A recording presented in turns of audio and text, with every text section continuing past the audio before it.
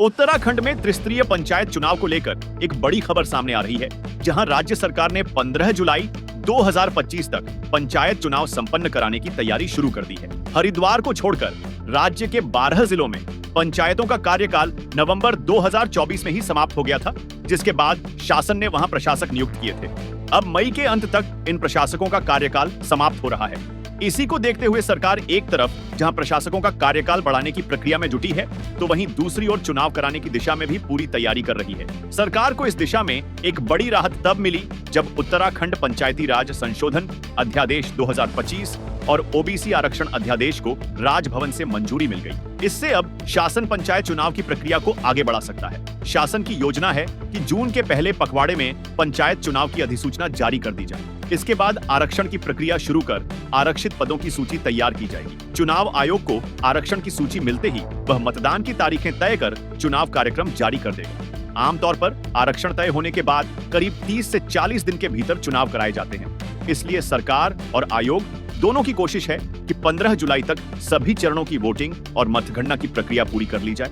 अगर बात करें प्रशासकों के कार्यकाल की, तो ग्राम पंचायतों में नियुक्त प्रशासकों का कार्यकाल 27 मई, क्षेत्र पंचायतों का 29 मई और जिला पंचायतों का 31 मई को समाप्त हो रहा है।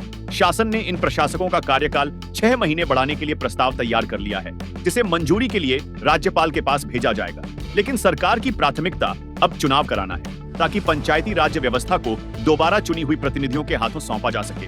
सरकार के लिए जून और जुलाई का महीना पंचायत चुनाव के लिए सबसे उपयुक्त माना जा रहा है, क्योंकि इस दौरान शिक्षकों की उपलब्धता अधिक रहती है और चारधाम यात्रा का असर भी सीमित होता है।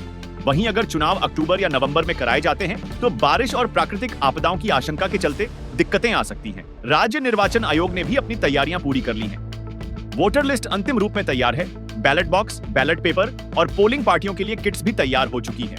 आयोग को अब केवल आरक्षण की सूची का इंतजार है। जैसे ही सूची मिलेगी, आयोग चुनाव कार्यक्रम घोषित कर देगा।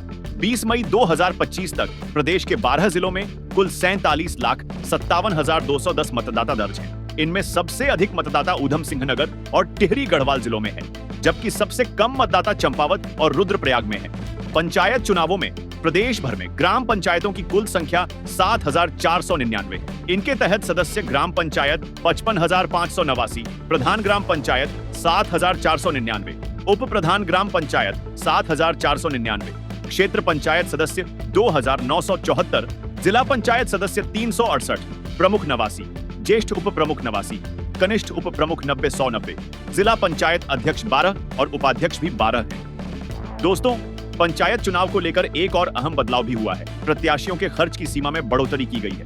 अब प्रधान ग्राम पंचायत के लिए अधिकतम खर्च सीमा 50,000 रुपए से बढ़ाकर 75,000 रुपए कर दी गई है। क्षेत्र पंचायत सदस्य के लिए भी यही सीमा तय की गई है। जिला पंचायत सदस्य की सीमा 1,40,000 से बढ़ाकर 2 लाख की गई है। उपाध्यक्ष जिला पंचायत की सीमा 2,50,000 से 3 लाख रुपए और अध्यक्ष जिला पंचायत की सीमा 3,50,000 से बढ़ाकर 4 लाख रुपए कर दी गई है। हालांकि सदस्य ग्राम पंचायत और उप प्रधान ग्राम पंचायत की खर्च सीमा में कोई बदलाव नहीं किया गया है। राज्य निर्वाचन आयोग के सचिव राहुल कुमार गोयल ने पुष्टि की है कि आयोग पूरी तरह तैयार है और सरकार से आरक्षण की सूची मिलने के तुरंत बाद चुनाव कार्यक्रम घोषित किया जाएगा। सरकार और निर्वाचन आयोग दोनों की मंशा है कि 15 जुलाई से पहले उत्तराखंड में पंचायत चुनाव की पूरी प्रक्रिया निष्पक्ष और शांतिपूर्ण ढंग से पूरी कर ली जाए। दोस्तों, ये थी उत्तराखंड पंचायत चुनाव से को लेकर ताजा अपडेट।